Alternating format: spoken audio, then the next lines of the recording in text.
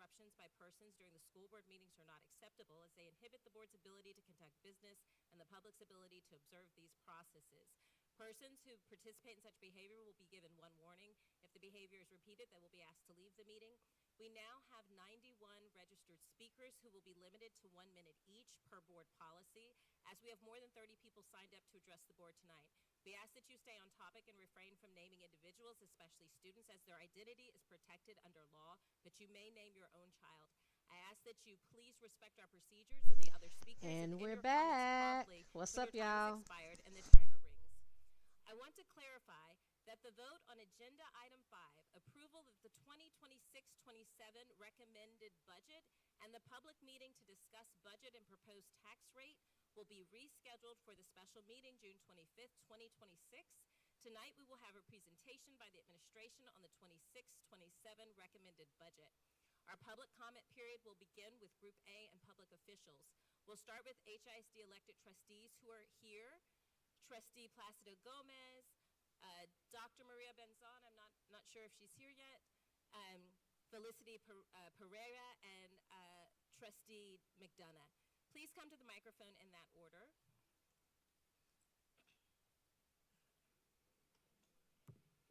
Thank you.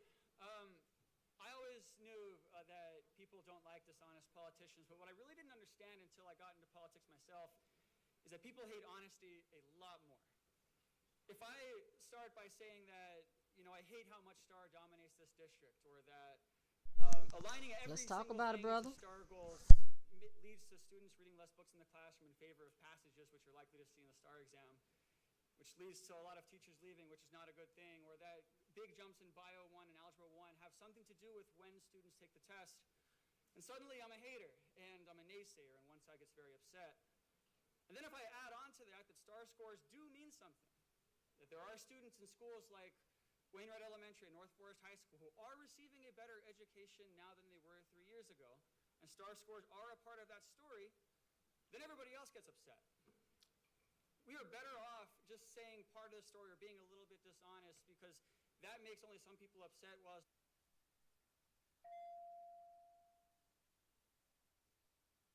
where we have two sides who seem completely unwilling to listen to one another. Where on the one hand, we have folks who insist on dividing folks into people who supposedly put adult interest first versus those who put student interest first. And on the other side, we have folks who insist on dividing people into those who are supposedly for the takeover and those who are against the takeover. With for the takeover being very loosely defined as any... I have to ask you to get to your ending. Great, give me like 15 more seconds. Ooh. As any agreement with Mike Miles on anything. So I know that as a community we can do a whole lot better. And I know that it's possible to come together even if it's very uncomfortable. So I'll end there. Have a great summer. Spurs in 7. Thank you. Thank you, sir.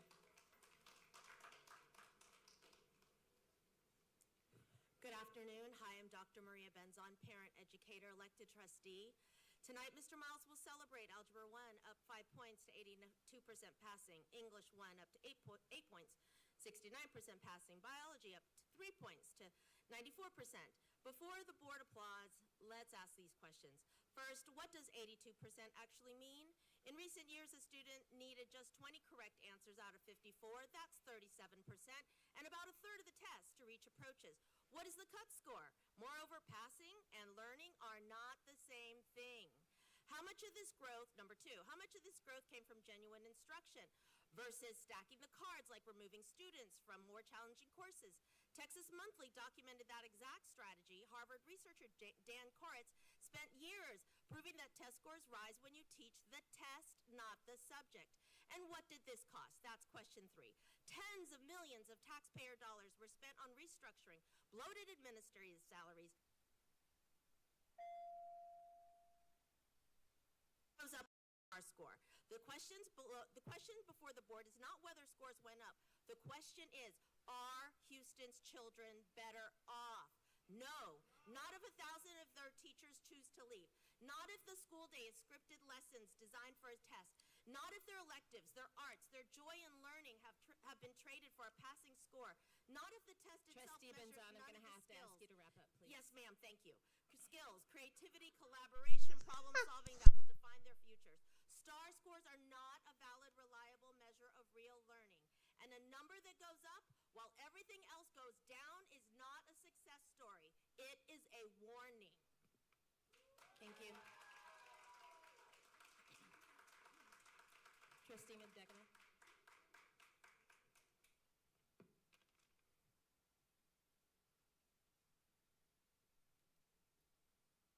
I'm just editing here real quick since we're cut on time. My concerns tonight remain centered on the budget. The superintendent and administration have at times presented Valid, information reliable either measure of inaccurately or incompletely. Please allow me to offer 2 examples. First, I have repeatedly raised concerns about the use of floors and ceilings in campus budgeting. I encourage the Board of Managers to request the specific floor and ceiling amounts for each earned autonomy school. And based on comments made by Mr. Rosales at the last meeting, those figures were provided to you. However, the administration presented them as percentages rather than actual dollar amounts. Hold on, The y'all. problem with I'm percentages is switching. that they remove critical.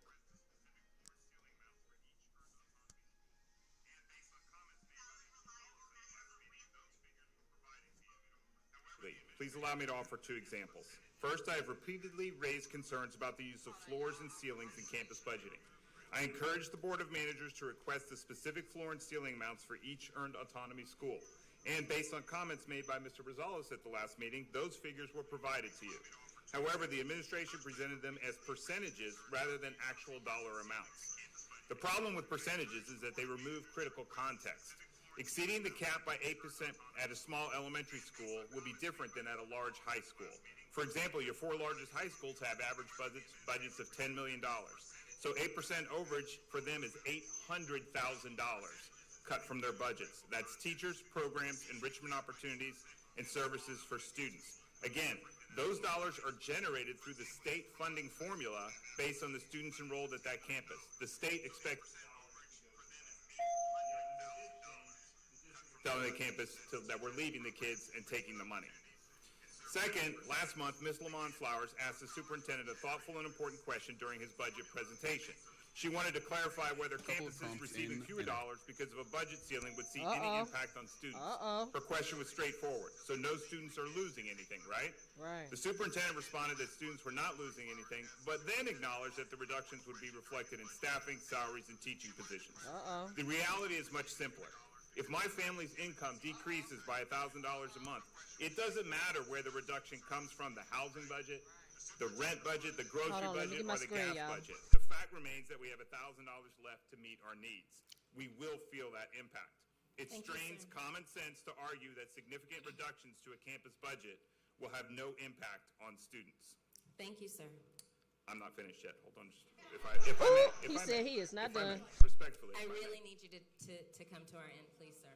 I'm coming to an end right now. I have to trust that each of you has done the work necessary to reach your conclusion. Frankly, during this temporary takeover, I have no other option. So if you have been curious, if you have demanded answers to your questions, and if you are satisfied that this budget is in the best interest of our schools, then you may cast your vote. But remember that a budget is more than a financial document. It is a statement of priorities. It communicates what matters most to a family, a campus, or a district. You are deciding whether a budget built on incomplete information, questionable assumptions, and concerning data reflects your values and the values of the community that we all serve. Sir, I'm going to have to ask you to end now. Thank you. Next, we will hear from speakers who identified themselves as HISD students or parents. Speakers, please state your name and topic when you step to the microphone. Talk y'all shit, Ms. Smith, man. please call all speakers. I'd like to invite all HISD student speakers to come to the front row, please. All student speakers. Winlow Flecker, followed by Anna Gatan and Sarah Gatan. It's supposed to be exciting. Then you removed everyone's favorite teacher, Mrs. Kelly, and replaced her with an uncertified teacher. Can y'all hear that? You sure? All year she has singled out students. My name is Winlow Flecker, and I just graduated third grade at Durham. All year you have referred to students as anecdotes. But you think that is a better environment for children to learn in? I have been in GT since kindergarten.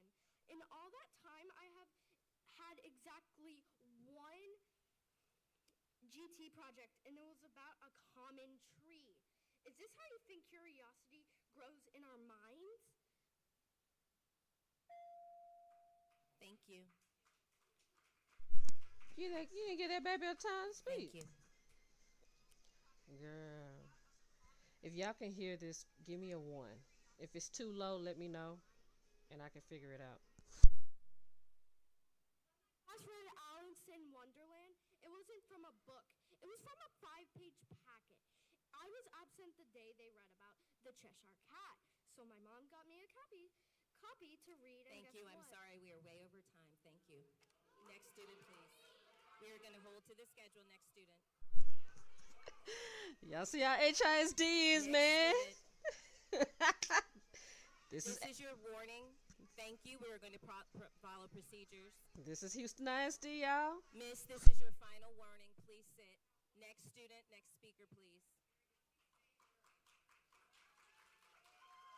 Next speaker, please.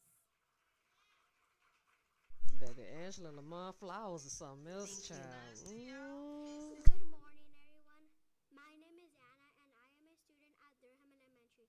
First off, I would like to give thanks to y'all because I came and talked to all of you back in February about my school not having a GT coordinator nor having a GT Expo, which next month I was able to do a project for the GT Expo at my school, which I want to pause this real quick for anybody listening. This is what I talk about when it comes to advocacy. You know your kids are in school. You start noticing some things that are not right, or your child come to you complaining about class and things like that. Get with the other parents, and if they're saying if they feel the same way, this is when y'all. This is where y'all come to pop your shit. You get about a minute. I think about a minute, and you just sign up. You can go online, sign up to come up there and speak, to state your concerns. You never know what could happen after that. Okay, I'm gonna keep going.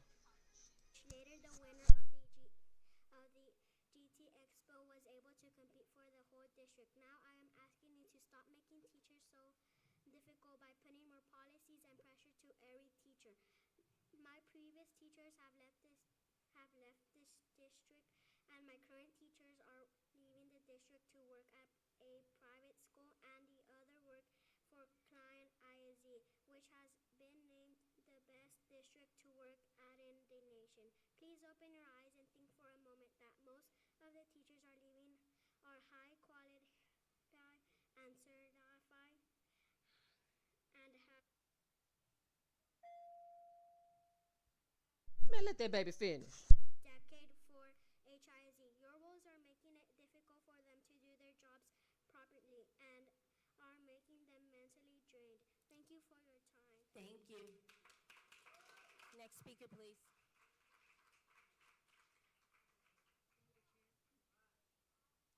Excuse me, can we help with the microphone, please?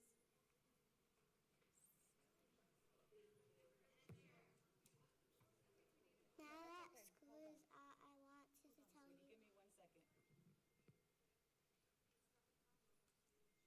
Now that school is out, I wanted to tell you how first grade went. A lot of my friends left before October. I want to tell you why.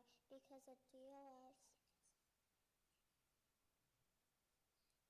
and little understanding what Thought that was Candace teacher Matthews was for a minute. I'm teaching, like, girl, but you in there's Dallas. no tutorials offered. What if I or you needed an extra boost? At, at it isn't a real teacher, a human is. I had 3 teachers this year. Just when I got comfortable with one, they got replaced. My friends and I made best what we could, but the fun was sucked out of everything. That's why.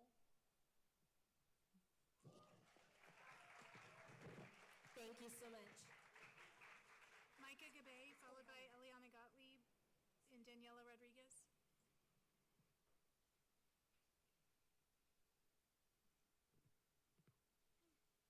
Good evening. My name is Eliana Gottlieb, and I am a rising 10th grader at HSPBA.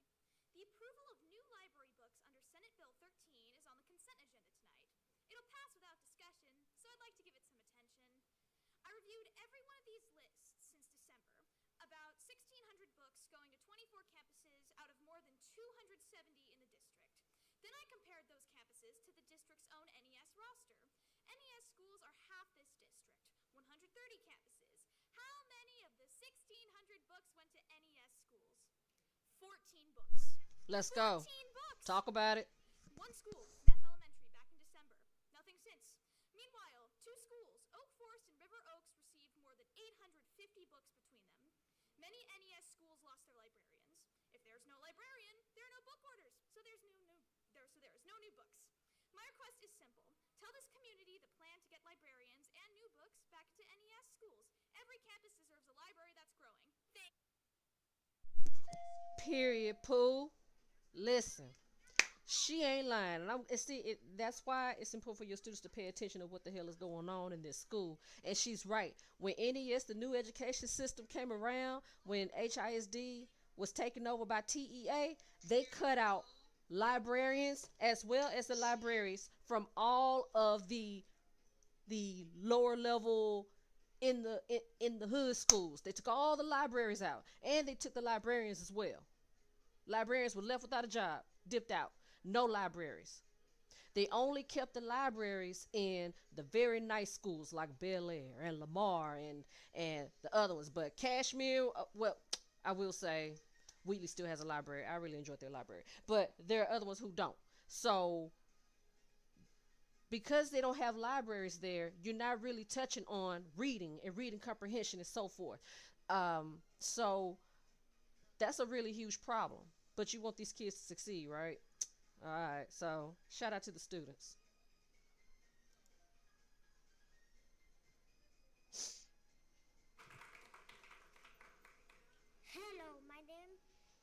Hello, good afternoon. My name is Sarah, and I'm a student. Hello, good afternoon. My name is Sarah, and I'm a student of Durham Elementary School. This year He is trying to claim that he is so destitute was and a total poor. dismiss of libraries, and the last library that read to us just made us watch her read aloud on the screen and draw paper. She left all of the sudden a month before school finished.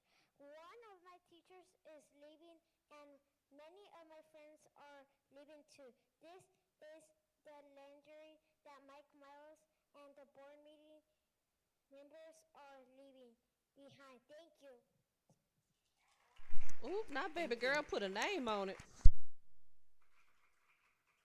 Adita Sage Bittner, followed by Eve Sinhorst and Ella Taylor.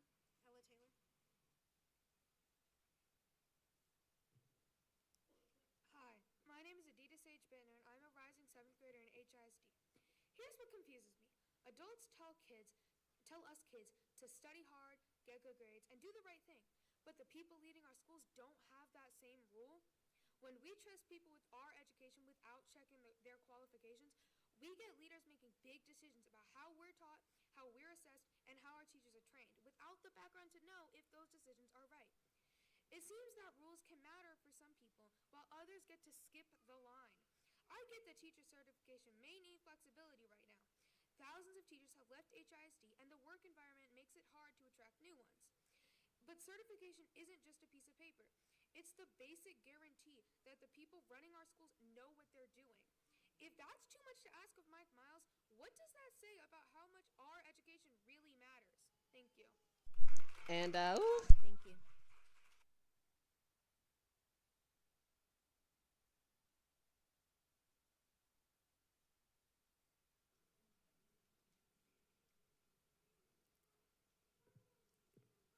Hi, I'm Ella Taylor, recently graduated senior from Carnegie.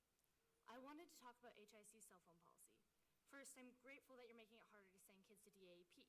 However, I do have an issue with the mandatory 10-day placement in DAAP for all students on the fifth offense. While it is only 10 days in DAAP, those 10 days, a third of a grading period, are 10 days that students are in an entirely different educational environment and not learning what they're supposed to be learning in their classes. There have only been 6 students sent to DAAP so far in 2026. That's less than 1% of students. I can't see why you couldn't find an alternative to taking them away from their classes for 10 days for the sole offense of having their cell phone out, possibly not even during class. Students sent to DAAP have higher dropout rates and lower test scores. That's not good for students or for the district. And are cell phones in schools really enough of an issue to warrant this? I've looked through other districts' policies, and none of them seem to require DAP placement. Not Katy, Cyfair, Ailey for Pearland. Why should HIC be more punitive than our...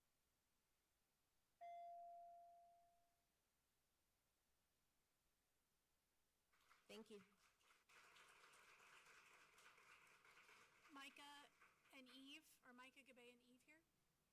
Go ahead.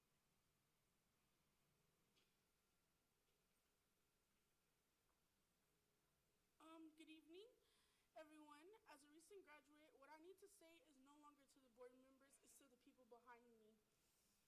Today, I want to thank the teachers and the students who stood up and spoke for our schools and our futures. To our teachers, thank you for continuing to support us and advocate for what is best for students, even during difficult times. Your care and dedication go far beyond the classroom. To the students, thank you for using your voices and standing up for education and opportunities we deserve. Speaking up is not always easy, but it matters. Despite the struggles I experienced in HISD, I still graduated. I didn't get here because the system made it easy. I got here because teachers believed in me, supported in me, and fought for students, including teachers who were fired from HISD.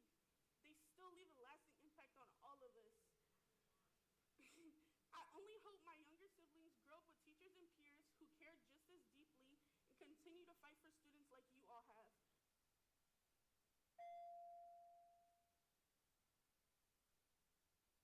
Graduated in spite of HISD's new education system. So again, thank you for everything you do.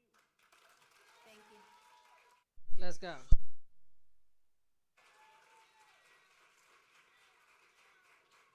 Rose Walter, followed by William Wrigley.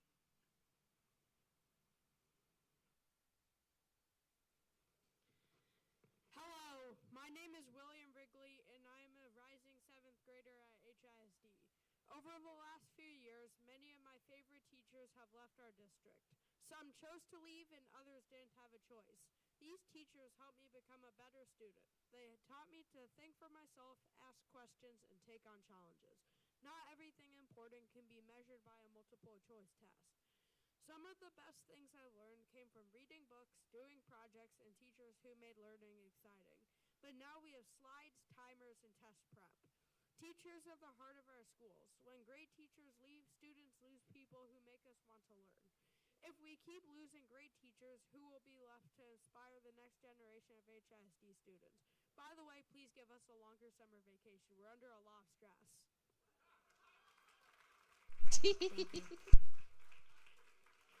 Luca Candida, and any other remaining students, please come to the front.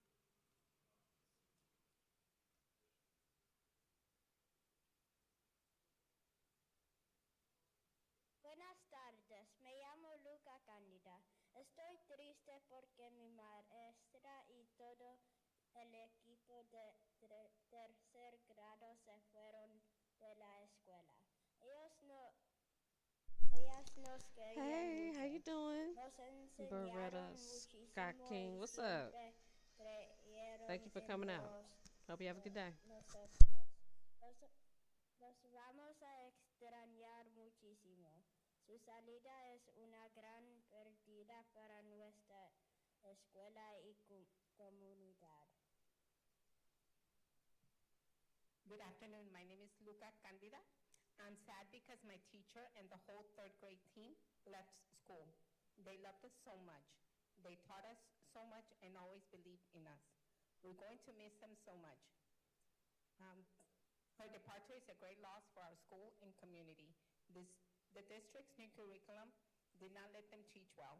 Also, the shorter transition times between classes were very difficult for both teachers and students. Please fix this. We don't want any more teachers to leave. Thank you very much for your time. Thank you. El nuevo currículo de distrito no nos dejaba enseñar bien. También los tiempos más cortos de transición entre clases fueron muy difíciles, tanto para los maestros como para los estudiantes. Por favor, arreglan esto. No queremos que más maestros se vayan. Muchas gracias. Thank you.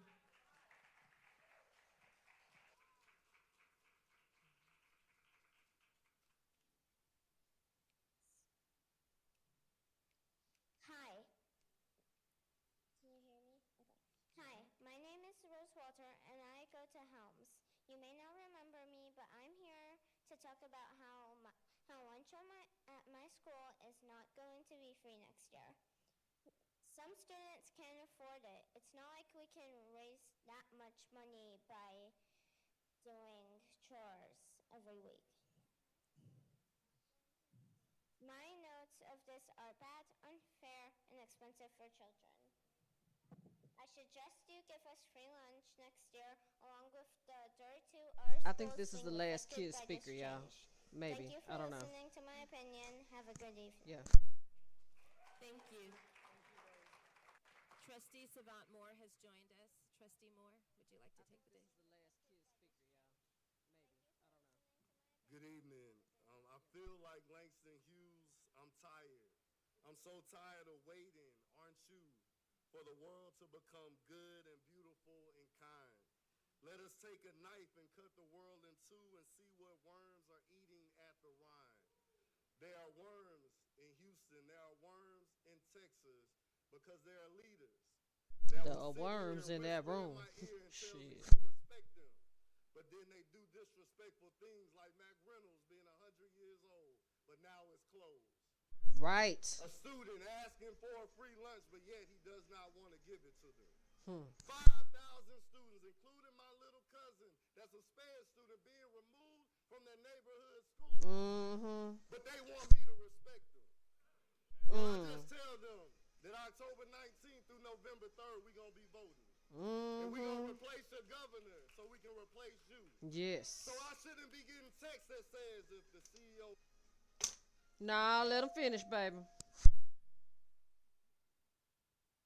Fuck that timer. Go ahead, man. Text across this state about this man destroying public education. But yet my faith, I still will continue to pray for him. I will continue to be Christ-like, but sometimes you just got to flip some tables. And so I went into a classroom and I started teaching. And I saw some things. I'm in a classroom with over 40 students, mixed population, SPED students, emerging bilinguals, gifted and talented, needing a wraparound specialist, but yet the Sunrise Center is just too far to reach the wraparound. And so I'm just coming to tell you that your time is coming to an end. Because Let's go. People are tired. Because we got to do right. Yeah, that was Judas. But we got to remember the other 8 disciples that did wrong by Jesus. So remember that you also are complicit. But God bless you, and God bless HISD. Let's go. And y'all got rid of wraparound services. Next student, please. I just want to say, I didn't like how y'all got rid of wraparound services. That really helped a lot of kids eat and have lights on at their house and and have clothes on their back. Y'all wrong as hell for that. Continue. One more student, or are we moving on to parents? Can I ask the parent speakers 1 through 10 to please move to the front row? Oh, baby shy.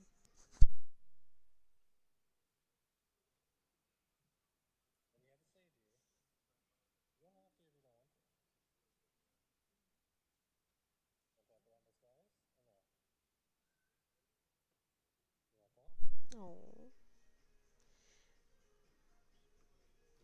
Just say FHISD. I know, baby. It's okay. Just wanted to talk about our teacher.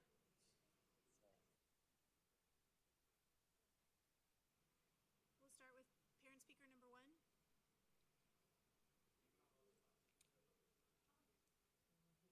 Hi, my name is Devonna, and I am with the Houston Parent Action Network. Tonight's report shows that 20% of 11th graders met TSI readiness benchmarks last year, exceeding the district's target, and students are on track to meet this year's goal as well. Progress matters, and every student who becomes college ready represents a success worth celebrating. But parents cannot ignore what numbers also tell us. If 20% of students are meeting this benchmark, that means 80% still are not. As parents, we are not looking for incremental improvement. We are looking for transformational change. We want every child, regardless of neighborhood, race, income, to graduate truly prepared for college, career, and life. The progress is real, but the urgency must remain. Thank you. Let's go. Clock it. Talk to them. Good evening. My name is Rebecca Briscoe, and I'm here as a parent demanding accountability and transparency after a choking incident involving my 8-year-old child at McGregor Elementary on April 16th. After reviewing the video, I'm deeply troubled by the force used by the resource officer while my child was seated, unprovoked, and visibly in distress. Since then, my child has needed medical and emotional support, and our family still has not received clear answers, any answers, period, from HISD. I'm asking this board why the security company remains in place after repeated security failures, noting 2 toddlers that left unattended 2 months ago into incoming traffic. In February, what vetting and de-escalation practices exist, and why the assistant principal who failed to protect my child, failed to render aid, and threatened to call the police on me remains accountable. I ask why my credibility is questioned despite my credentials, experience, and leadership in Homeland Security, while the district's top authority. She got to keep going. Turn that mic back on. Turn that mic back on. We getting the tea, bit.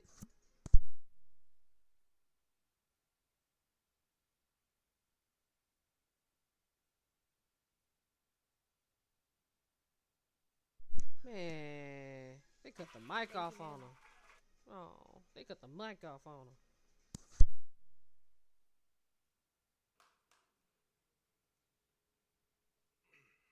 Hello there. My daughter had the good fortune of being in Miss Jenny D. Guy's kindergarten class at Sinclair Elementary. 75% of Miss Guy's students performed above benchmark on the end-of-year exams. And among the class, her students performed the best on the NWEA math exam. Despite this, she's been rendered to one number, 1.5. That's the amount of days she went over her PTO. Why did she go over her PTO? Because she had to go home and take care of her father during a medical emergency. Miss Guys has done everything right, including taking care of her father, and because of that, we're punishing her for it by firing her. This policy in play is draconian, it's cruel, it's irrational, and it's intentionally moving the teacher bell curve in the wrong direction. Miss Guys deserves to be back in her classroom this fall, and if she's not, we're not putting student outcomes first. Thank you. Period. Tell you, man. Y'all go to these school board meetings and tell them what's up. Good evening. My name is Claire Wrigley, and I'm a parent at HISD. As the board looks at the budget, I ask you to remain focused on what drives families to stay and teachers to remain. This year, the district will approach a 35% turnover of teachers, with 700 positions currently open. Since the state takeover, more than 19,000 students have left. These trends weaken schools and strain the budget. Strong teachers attract students and help keep enrollment stable, but expectations should be consistent. It is hard to understand why teachers can be terminated for not getting certified, while requirements for the superintendent may be waived. Accountability should be the same for everyone. Families deserve transparency in how resources are allocated. Please ask the questions and prioritize transparency, teacher retention, and student enrollment in every decision that you make. Thank you. Good afternoon. My name is Latricia St. Jules, and I'm with the Houston Parent Action Network, and I'm also the mother of a child that attends Phyllis Wheatley High School. Let's go, Wheatley. Progress reflected in today's report. Any improvement for our students is important and should be recognized. However, we cannot confuse progress with equity. The reality is that Black and Hispanic students continue to face achievement and opportunity gaps that impact their long-term success.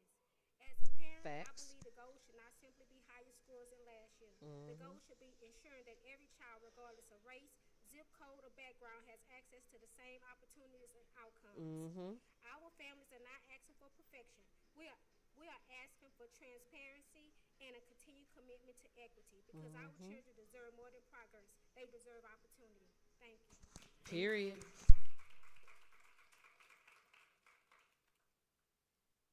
Good afternoon. My name is Beatriz, and I'm with Houston Parent Action Network, a parent and a parent of special education students.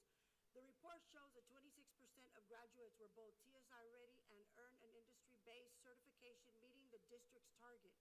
As a parent, I support any effort that expands opportunity for students after graduation. But readiness is not just about earning a credential or passing an assessment. Readiness means students leaving our schools with real choices and real pathways to economic mobility. Parents want to know that our children are not only graduating, but graduating with the skills, support, and confidence to thrive in whatever future they choose. I encourage HISD to continue expanding access to college readiness programs, career pathways, and industry certification, so these opportunities are not limited to a select group of students. Every child deserves a future filled with options, especially our special education students. Thank you. Thank you.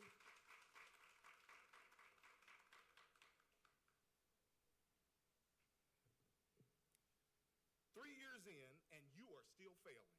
Failing to provide evidence that this disruption, loss of local control, and sweeping policy changes have produced any agreeable positive results for the communities you serve. Failing in your claims of progress through gerrymandered metrics that come at the expense of our children's futures. Wasting our tax dollars, resulting in high teacher turnover and lower enrollment.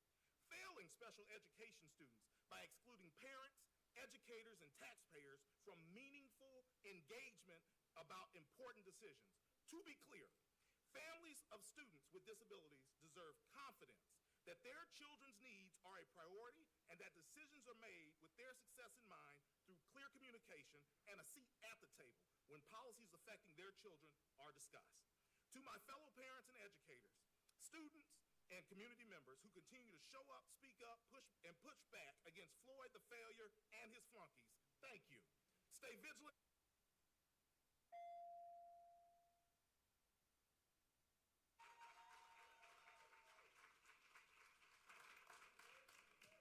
Trey Comstock, proud Durham parent. As we reflect on our first year of your direct intervention in the life of Durham as a special focus school, we are left with one overriding question: was it worth it? As a result of your interventions, their sudden and violent onset and their increasing severity, enrollment has dropped at Durham throughout the year in a vicious downward cycle that's spiking again at the end of the year as families now thoroughly acquainted with your methods can't stay. When something north of 100 families out of a starting enrollment of 571 students vote the only way they can with their feet after your efforts to turn things around, that should sound alarm bells for you.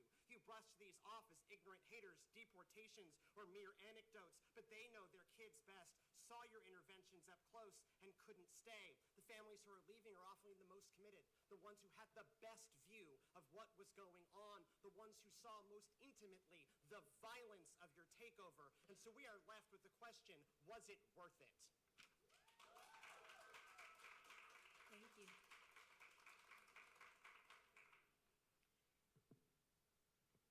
Taylor Mundy, Durham parent.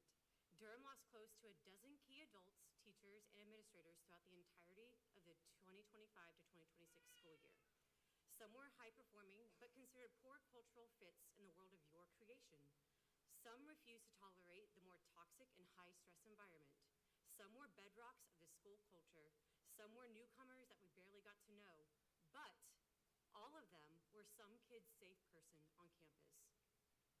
Especially at an elementary school where you see the same teacher almost the entire day. Imagine showing up one day and only to have your teacher suddenly gone. That creates a level of emotional dysregulation that impacts a child's ability to learn and directly feeds into the high rates of families leaving HISD. I'm in and out, child. It's Helping no my kid with surprise something. that Durham's third grade, Be which back. lost 3 teachers, has also seen the highest decline in enrollment and struggled the most early on with DOLs. Was it worth it? Thank you. Speakers 11 through 20, please move to the front row. Hi, Neely Stewart, proud Durham parent. At Durham, families were turned from being respected partners into being treated like enemies at the gate. Parents begged just to be allowed to make copies, organize library books, and read aloud to pre-K students, but weren't allowed to do any of this. We had to fight tooth and nail to hold our cultural and enrichment events that expand students' horizons. We had exactly one coffee with the principal the entire second semester after being told they would be monthly. We often had no idea what changes were being implemented, got frequent mixed messaging, and generally got shut out of understanding what on earth was going on at our own school. The shared decision-making legally mandated under the Title 1A existed largely only on paper. Things like Title 1A place a high standard on seeking parental collaboration to help fuel a school. At Durham, this year, this was dismantled. Was it worth it?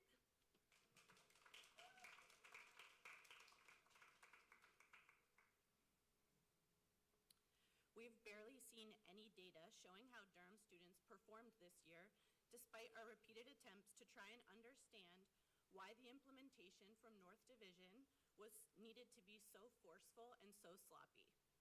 We were told IRT scores went up and students are mastering DOLs, but the district has failed to make a meaningful connection between these acronyms, STAR test prep, and the worksheets our children are doing. So we don't care about being forced to clap for them. Our mid-year map data was presented to us without a comparison to the previous year. When we followed up to request the comparison, we confirmed from the screenshotted charts that after everything we went through this year, ready for it? Durham students went up 3 points in reading, 6 points in science, and dropped 6 points in math.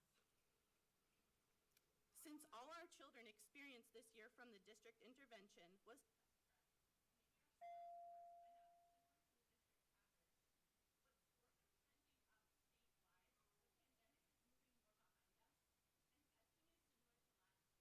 Thank you.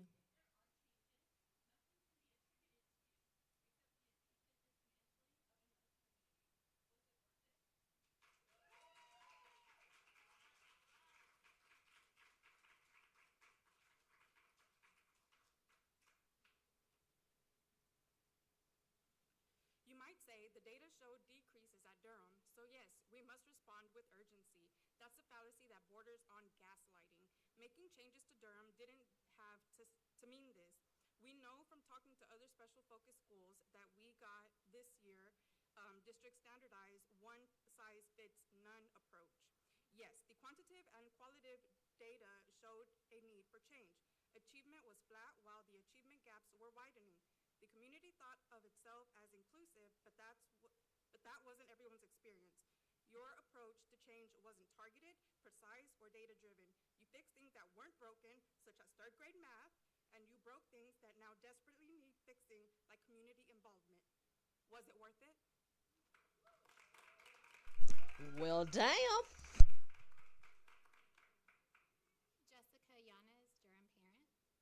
Let's talk about Durham in 2024-25 and what changed from 2023-24. The school did not succeed at closing achievement gaps, but it wasn't due to our lack of a team center, or a lack of high-stress culture, or a lack of AI-generated curriculum. 2024-25 was the first year where kids who started Trying to fix the sound, y'all, in case you can't hear it. It's also the same year that Durham lost paid after-school tutoring for targeted interventions, which are really useful in closing gaps. We also lost a full-time wraparound coordinator for a Title 1A school. This meant our families would have to drive 20 or 30 minutes or travel 30 minutes to an hour via metro to access services at our nearest Sunrise Center. There were other options to alter the course of things at Durham. What was done at Durham over the past school year was not the only way to close the gaps. Was it worth it?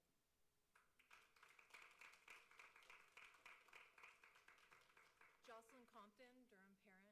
No one here believes the ends justify the means. We want students to learn, we want teachers to support them and foster their development. We want all the children of Houston to have skills and knowledge, to reach their potential, succeed at life, change the world. The district's means are harmful, even as they achieve the results that you're so excited about. At Durham, you've driven away teachers, yelled at parents, shoved high-performing students into desks facing walls, and told them to stay quiet. You don't know how to collaborate, how to mend. You only know how to smash and obliterate. As so much of the world moves away from one-size-fits-all Your district of innovation resembles a person who only has a hammer, and thus to whom everything is a nail. Was it worth it? Ooh.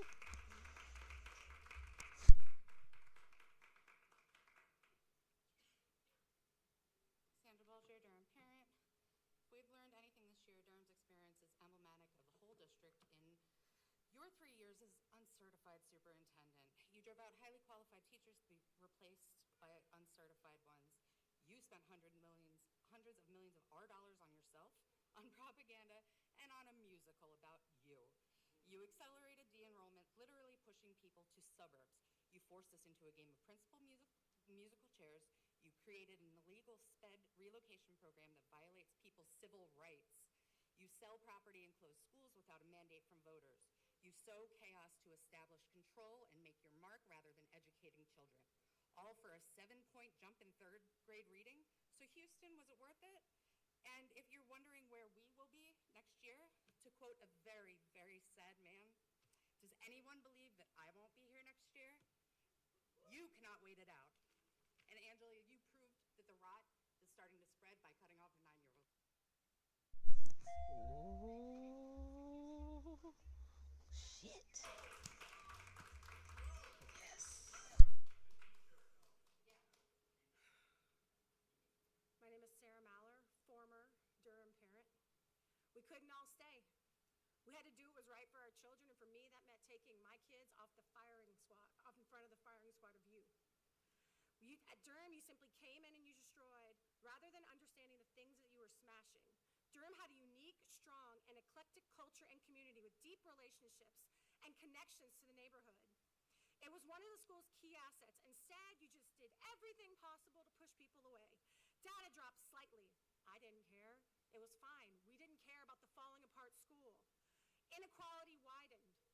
Rather than craft something targeted to our needs, leveraging our existing strengths, you ripped it down and you built another patented Miles box, as if the needs of every school in one of the most diverse cities on earth can be met with a standardized plan. There were other ways that you did this that didn't have to resemble a military occupation. Remember, these are our children. These are Houston's children.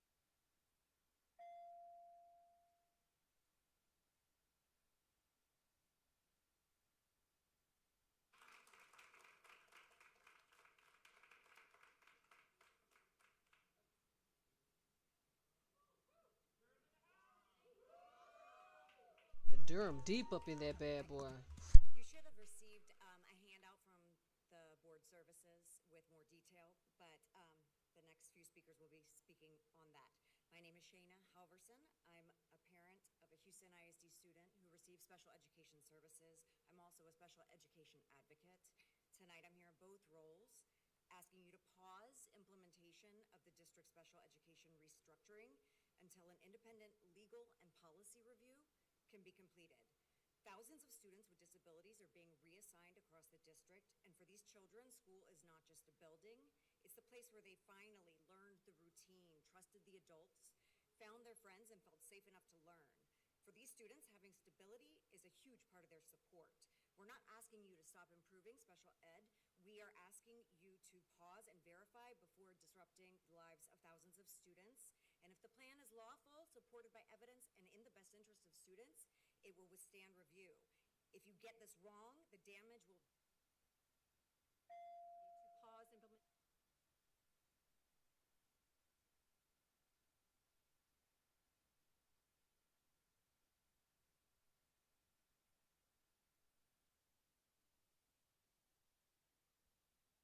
Wait a minute.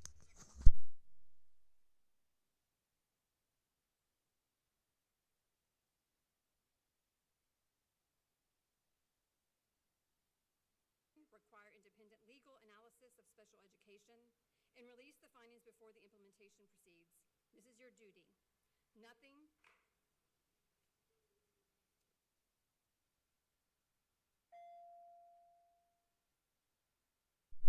My bad, folks.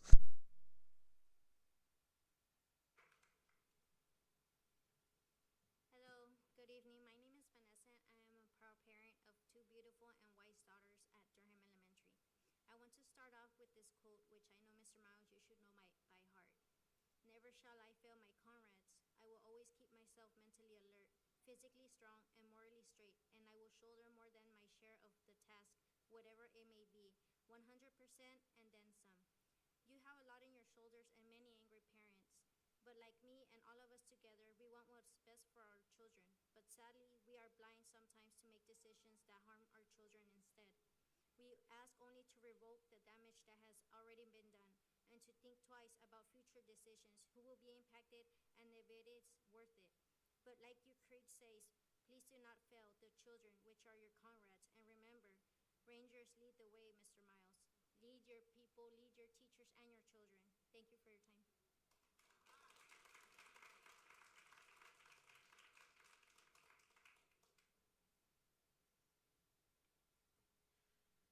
If my kids' STAR scores go up, it means nothing to me when they can't have a steady, certified teacher, can't do hands-on project-based learning, can't read full novels regularly in reading class, and can't get individualized help when they need it. Learning to guess answers better is not the same as deeply understanding something or solidifying a skill. This time of year, I see the crepe myrtle trees blooming. The ones that were chopped completely down to the trunk last fall are now showing brilliant blooms right now. But a skilled arborist will tell you that the health of those trees is deteriorating year after year as they are butchered to prioritize appearance over long-term health. Likewise, Mike Miles' brand of lessons is butchering our kids' education and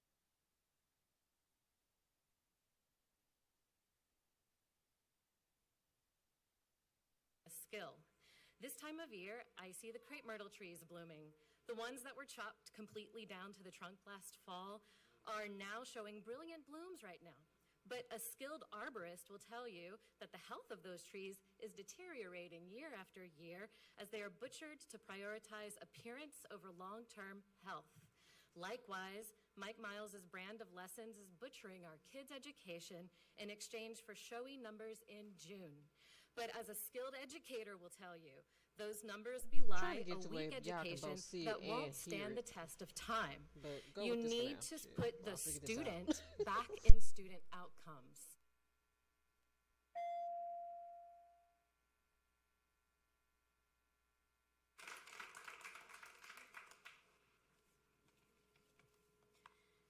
It's been well documented that those on the board do what Mile wants, so today I'm going to talk straight to our teachers. For those who plan on staying into next year, thank you. I hope you find the mental health needed for the constant supervision, hidden pockets of time to give our kids the hands-on projects they need but aren't assigned, and have a staff who's willing to fight your battles against the district. For those who are leaving, I get it. The curriculum is boring and not geared to children. Being able to change lessons based on the students in your classroom is a thing of the past. Just know that we see you. We understand the battle your mind fought before you decided you needed to put you and your mental health first. So here's to another year of fighting this takeover being over and getting ready to take on the next.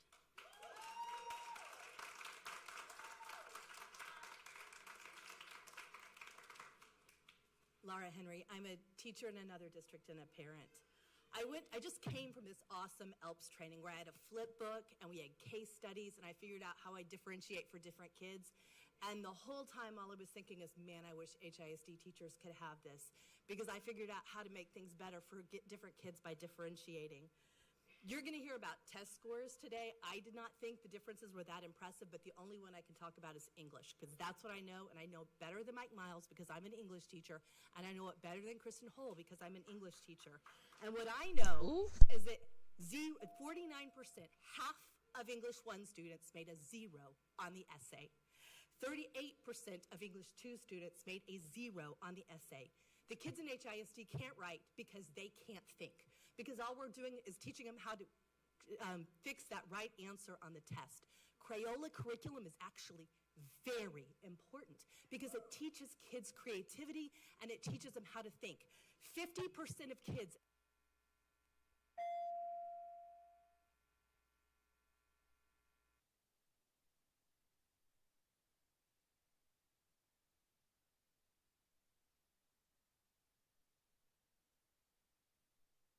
How can a principal repeatedly get away with breaking the law.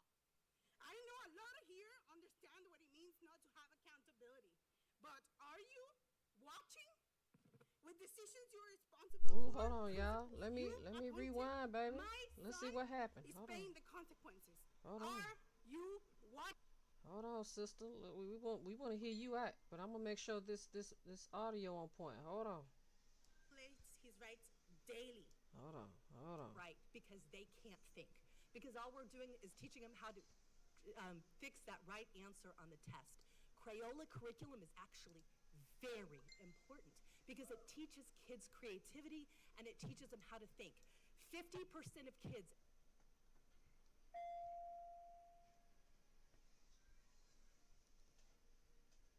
read a flip book test.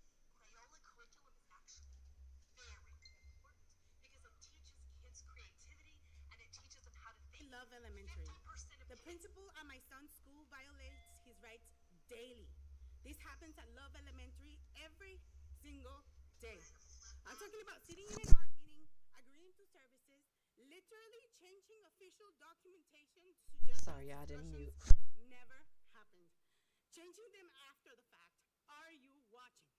Are all of you watching? We filed TEA complaints. They came back substantiated. And yet, our principal came back to an art meeting and did it again. How is this even happening? How can a principal repeatedly get away with breaking the law? I know a lot of here understand what it means not to have accountability, but are you watching? With decisions you're responsible for, principals you appointed, my son is paying the consequences. Are you watching? Take a stand, do what's right. Someone should be held accountable.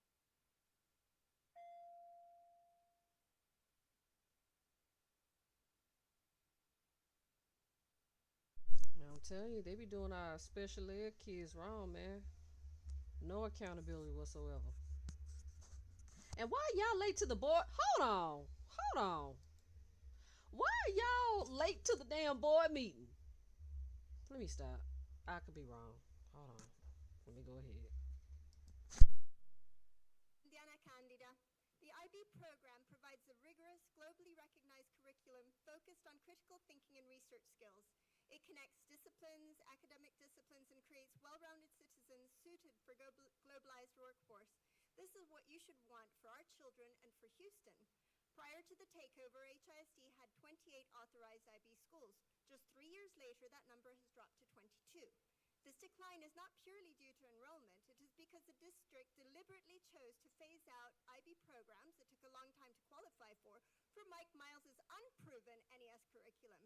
By forcing teachers to strictly follow the HISD sequence and schedule, punishing them with poor scores if they don't, you're actively hobbling their ability to deliver an IB education. We will continue to lose this valuable program from the remaining IB schools. Do not allow Mike Miles to continue dismantling the great programs HISD used to offer, like IB, wraparound services, and CTE. Listen to us. Do better. Think about... I'm mad y'all got rid of wraparound services. Fuck y'all for that. Good afternoon. My name is Jenny McDavid, HISD parent to a student at Waltrip High. My child's school has undergone several unwelcome changes. CTE programs are being consolidated to the Barbara Jordan Center, a place not remotely convenient to our family. A question for the board: if you have car trouble, is there only one place in this vast city where you would go to get your car worked on? Of course not. And it's short-sighted to think that our students should be relegated to one location to gain needed vocational skills. The second change involves my child's SPED case manager getting laid off. The board has to know this is a horrible idea, as even the Federal Department of Education, which with this administration, it has to be a pretty low bar for them to get involved. It has launched an investigation of civil rights violations. And third, I was informed that we need to apply for the free or reduced meals program. Singling out students based on ability to pay is not a way to offer our kids equal treatment in our schools. And we can't give you the benefit of the doubt that fiscal responsibility is driving your decisions. Miles' side gig...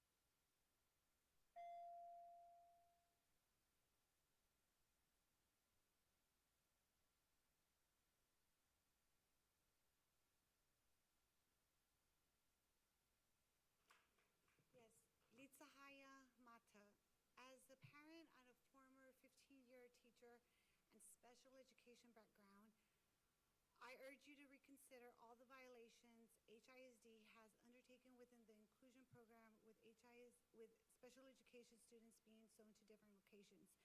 Before HISD is being under investigation by the Department of Education, I urge you to pause these changes until the Department of Education decides whether this is even legal. Parents have not been included in these decisions. Many changes are made, and parents are asking a ton of questions in which personnel in schools are not even ready to answer questions and leaves parents unaware of what is happening.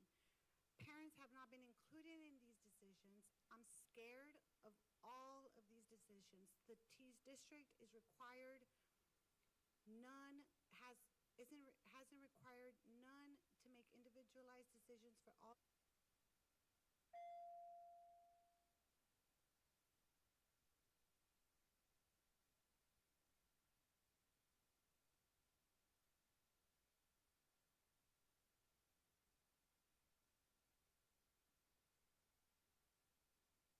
Okay, so before they go any further, let me break down what some of them are talking about. So y'all might have heard earlier, a parent, was talking about free lunch, those things. So an article dropped June 2nd, which was last Tuesday. Students at 33 Houston ISD campuses will not automatically receive free meals during the 2026-27 school year. So while families can still apply on a household level for their kids to receive free reduced lunch, um, if your child attends a school in HISD that no longer offers free reduced lunch, your kid is not getting free reduced lunch. They will have to pay. So that's one thing that one of those parents was talking about. The other thing, you might be hearing stuff about special education, and kids being special ed kids are being booted out of certain HISD schools. Yes, because they decided they're going to consolidate special education programs and put kids into certain campuses. So it's almost like you segregating the kids from everybody else, and you have to remember not all, like, every kid is different. So while some cases are severe, there are some that are very mild and can still do a whole lot of things. But you're segregating them from their original campus and sending them to a whole different campus. It's probably on the other side of town. That has created a civil rights issue. If um, there is an ongoing federal investigation going on about it. So in case y'all didn't know what was going on or what these parents were talking about, there you go. Also, there are concerns at certain elementary schools such as Durham Elementary and Love Elementary and a few others.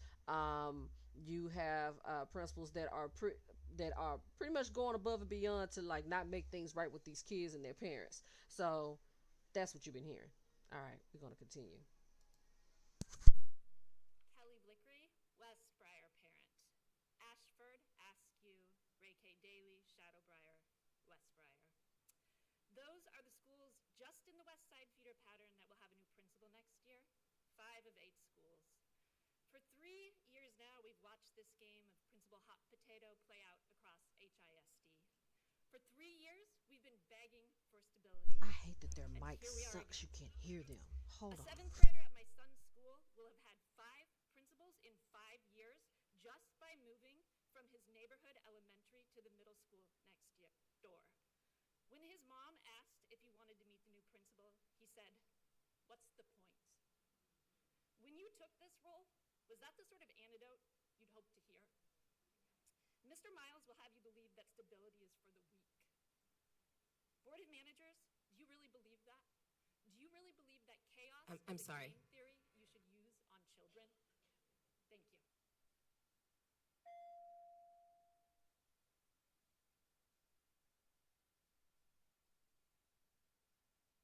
Next, we'll be moving to parent speakers on Zoom.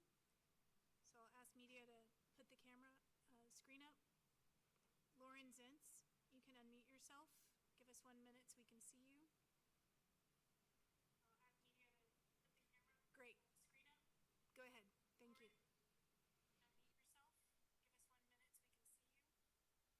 Can you see me? Yes, please go ahead. Okay. Mike's Leadership Academy lessons for administrators as recited by special focus school parents. Destroy every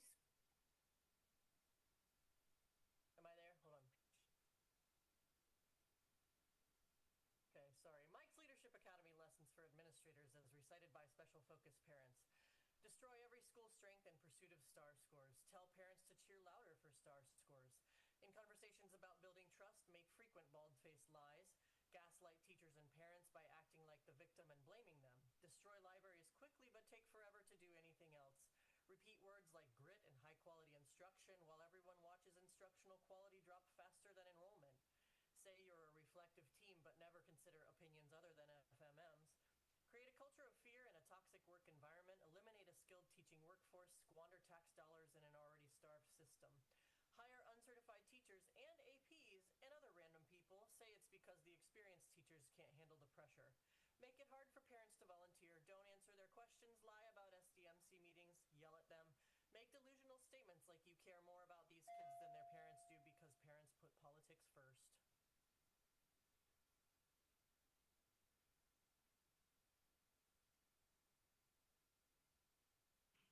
Claude Bittner, please unmute yourself and you may begin.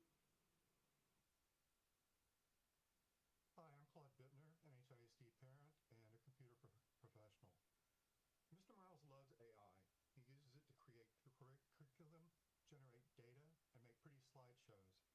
AI can do some cool things, but it's no substitute for a real person. Chatbots imitate friends, but they don't ask you if you're okay when you smell awful because you haven't bathed in 3 days. Relying on them too heavily literally induces psychosis. Likewise, AI can be its tool for teachers.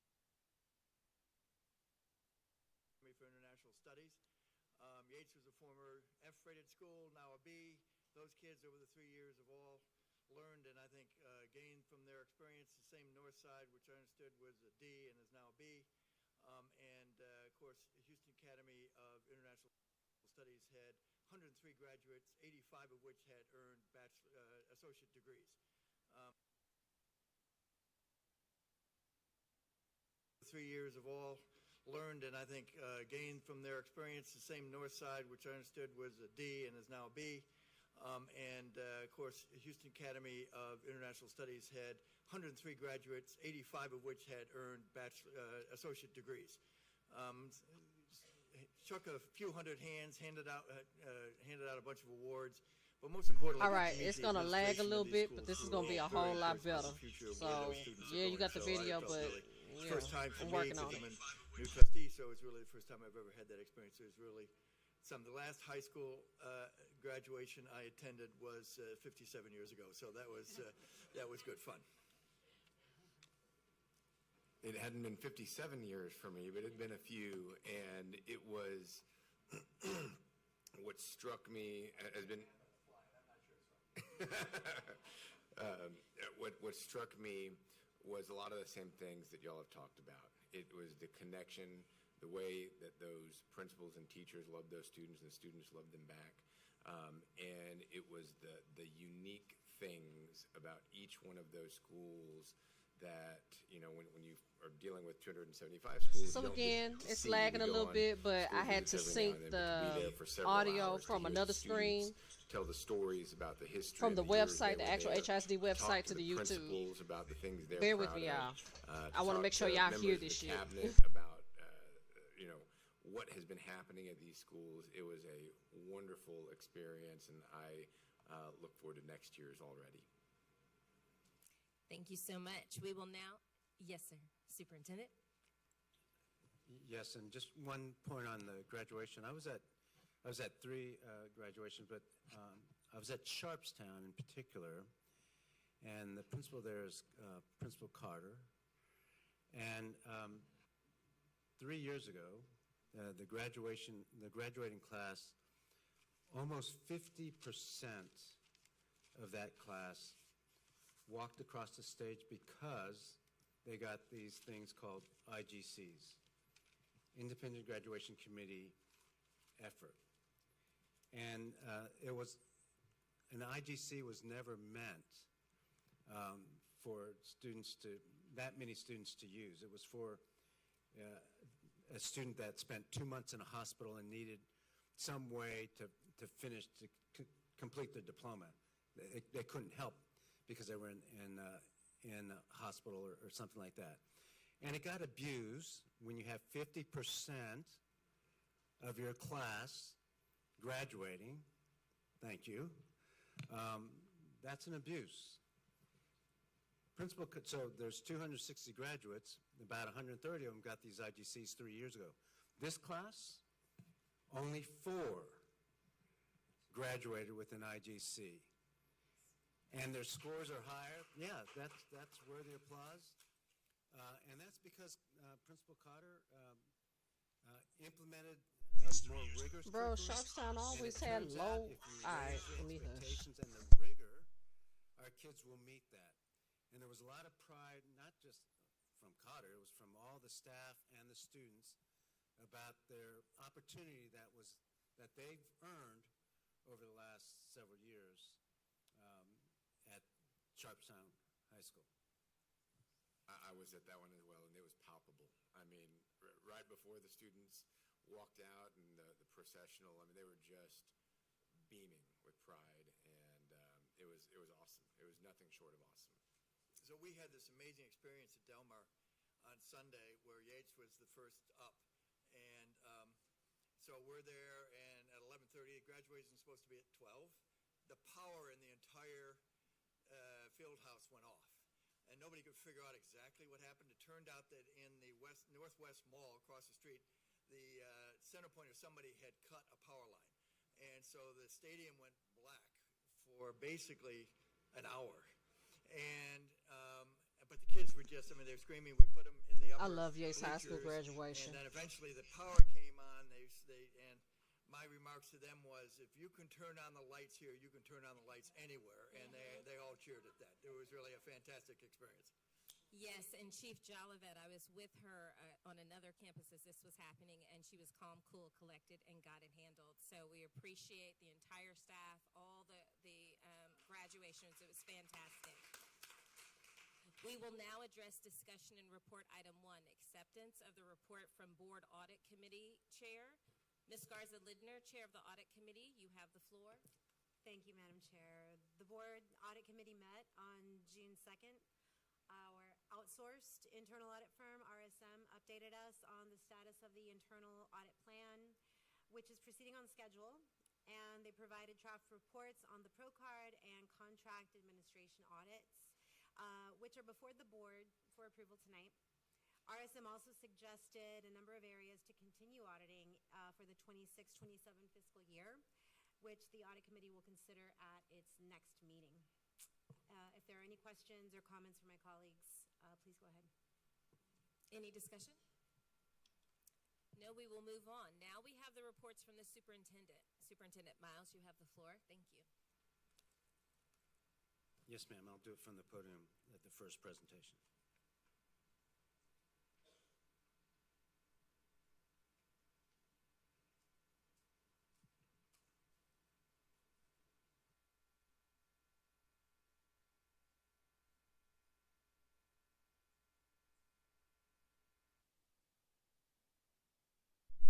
All right, y'all. Let me figure this out because I really want y'all to see this presentation. So, let me see. Because I got to make sure y'all get this. This is fucking important. All right, y'all. Let me figure this out.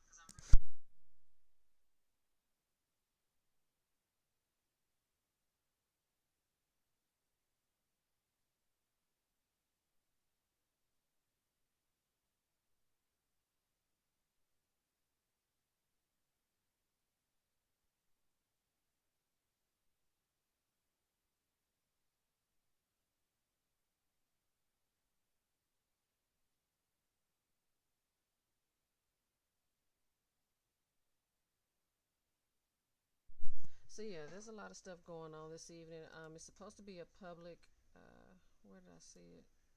It was a public facility corporation board meeting, but I guess they changed the info. I don't know why. Can't see it. There's a lot of stuff going on this evening. It's supposed to be a public. Where did I see it? It was a public facility corporation board. Goes down. So the numbers on. I guess they changed the info. I don't know why. All right.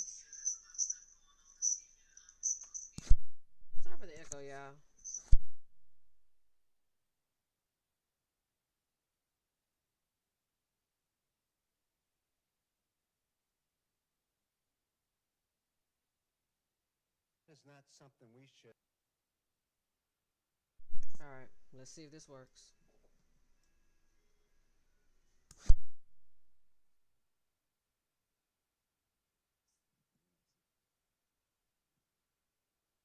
Thank you.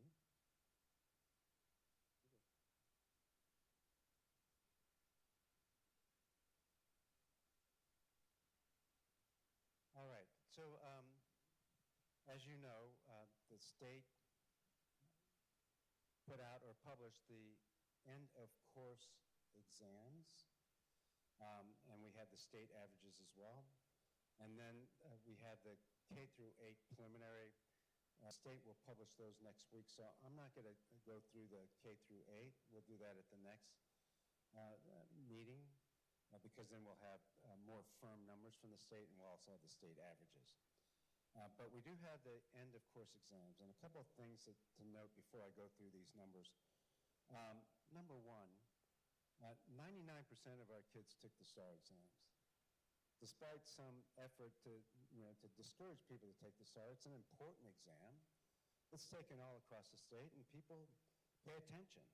And they pay attention because the numbers mean something. Maybe not on its face, but if you get a meets plus, that means you're reading at grade level. And that's important. It's important for kids here in Houston, but it's important for kids all over the state and all over the country, wherever their exam is. The NAEP looks at that, and there's big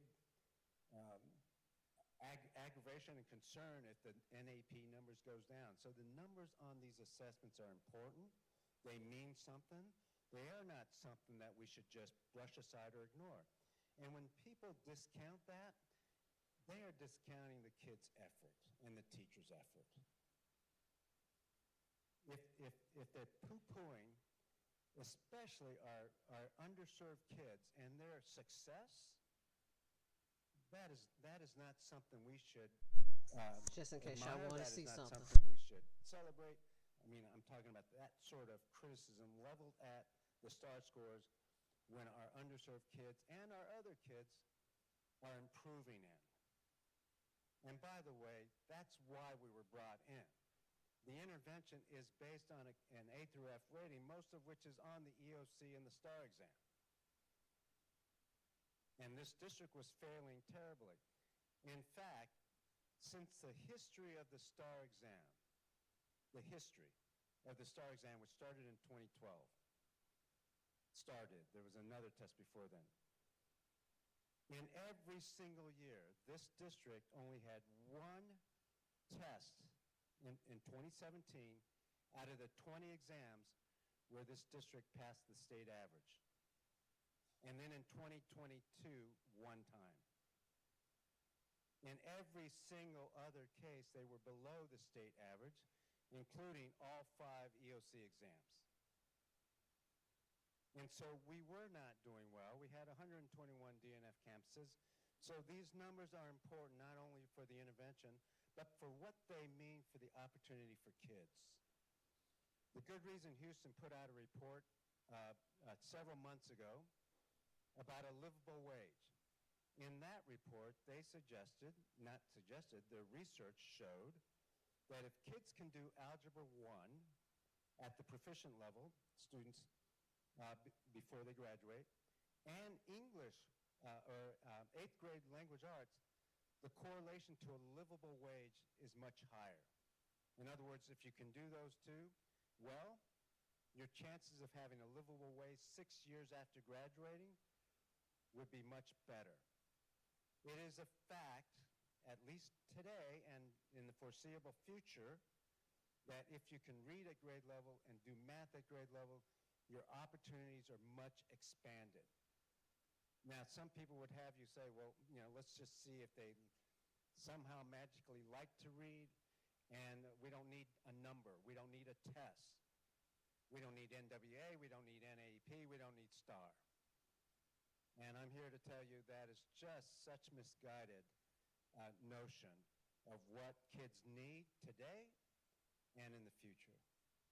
So with that preamble, I've got a couple more, and then I'll get to the actual data. When I first got here, there was a focus in the district when they reported out score on approaches. And I kept saying, and we tried to educate people outside the district that approaches, yes, we should report it, but that's not the bar. Approaches is less than proficient. Your approaches score could go up and your meets plus go down. Meets plus means you meet expectations. That is the bar for whether you can read at grade level, not approaches. And so for 3 years, we have been reporting all of it, but in presentations like this, and the focus has been meets plus, which is what parents want to know. It's not good enough. Let's raise the bar. It's not good enough to say, look, my kid passed. In many courses, you could pass with a D. I don't think anybody's happy about that. And in the STAR test, you can pass, but you're not at meets plus, which is met expected growth. So when you read the papers or you look at any other data, make sure you're focused on the meets plus. That's what we're doing. And that tells the real story of whether or not we have rigorously raised expectations and met what kids need. Because yes, approaches it's better than do not meets, but it doesn't tell the whole story. In fact, it doesn't tell the best story. It can be a false story. If your approaches goes up and your meets plus goes down, that means fewer kids are reading at grade level. So you'll see me reporting on meets plus. And by the way, all districts and colleagues of mine know meets plus is where it's at. Yes, they will report did not meet masters and everything else, but that's the one where they know that they're doing well or they're not doing well with meets plus. So let's look at these data.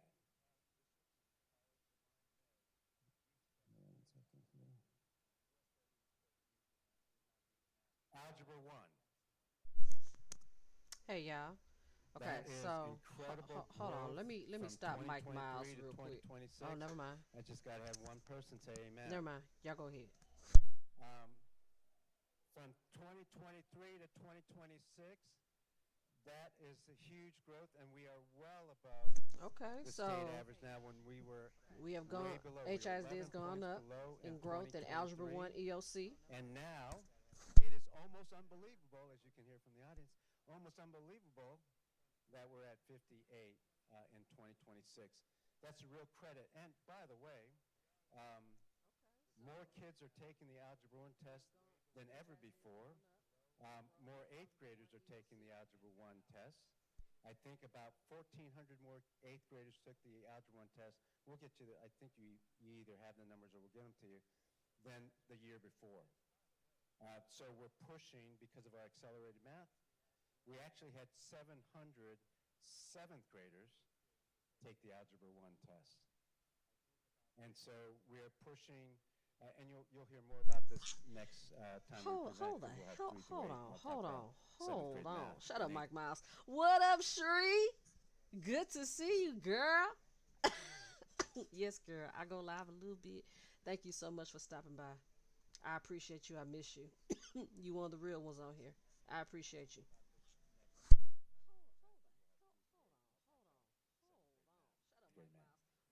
That's Algebra 1, well ahead of the state in Algebra 1.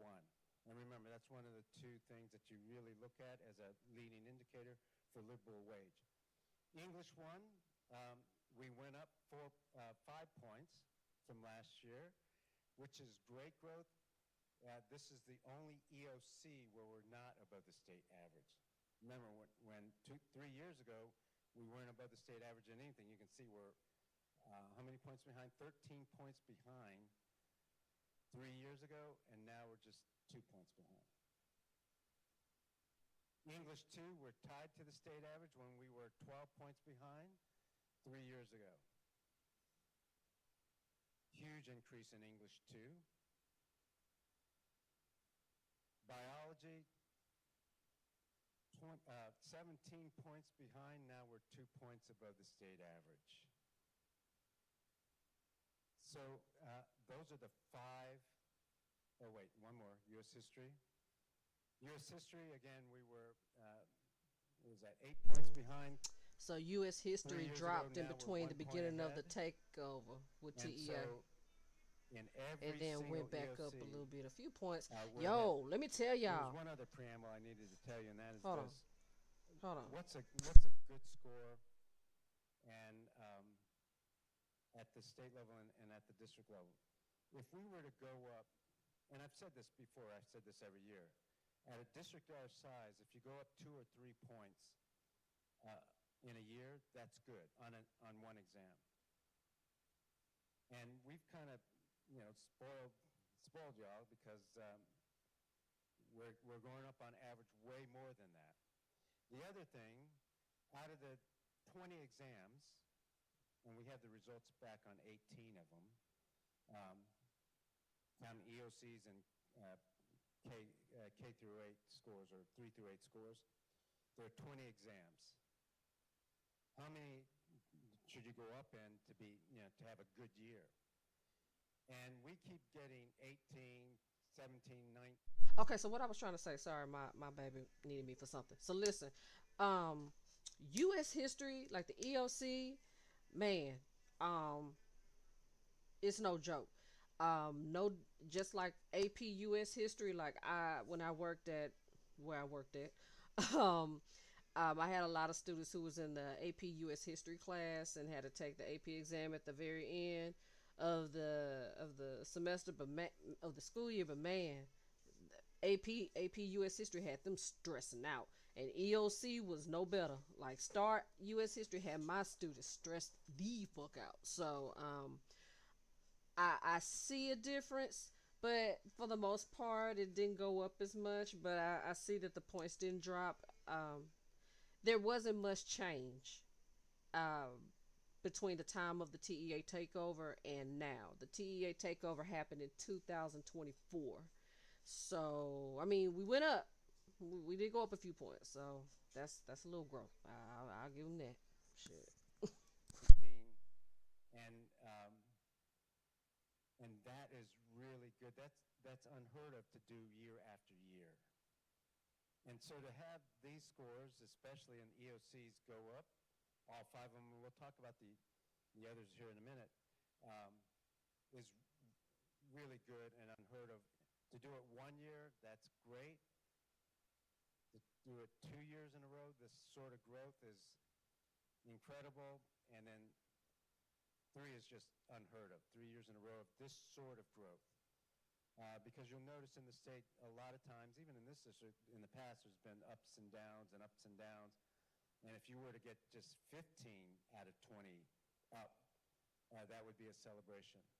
So we got to hand it to our teachers and principals and this team over here for all the work they've done, and obviously our kids to whom these results belong.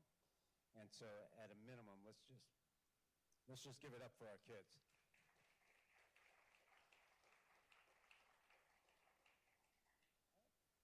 Nobody's giving it up for the kids. Here's the long range you can see over 3 years. You can see the state growth over 3 years.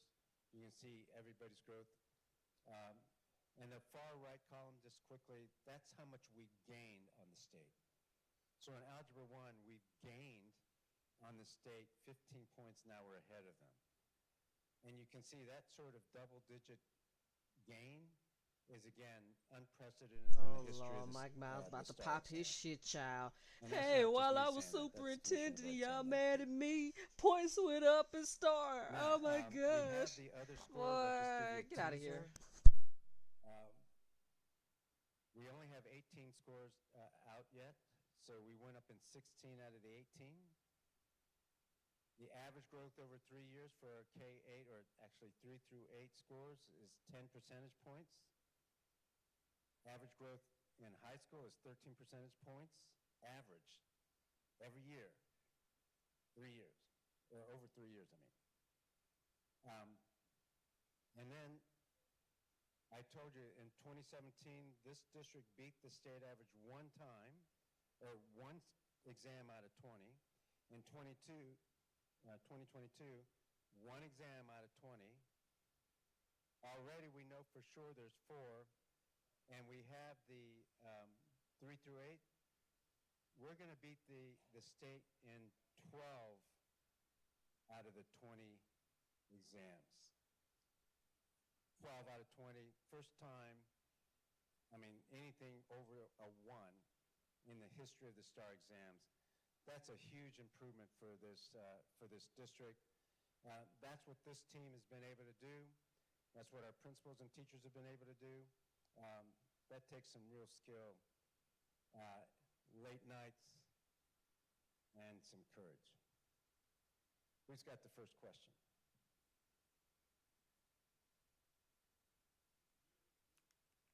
Superintendent, can you give us an idea of about how many students we're talking about? Like, so for instance, in those course, like how many kids are taking?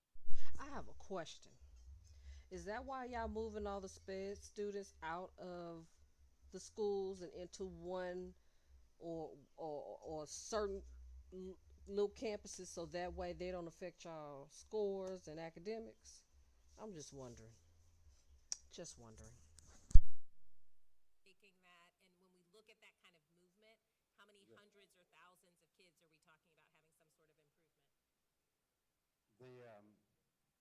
The average number of kids, it varies by grade, is about 10,000.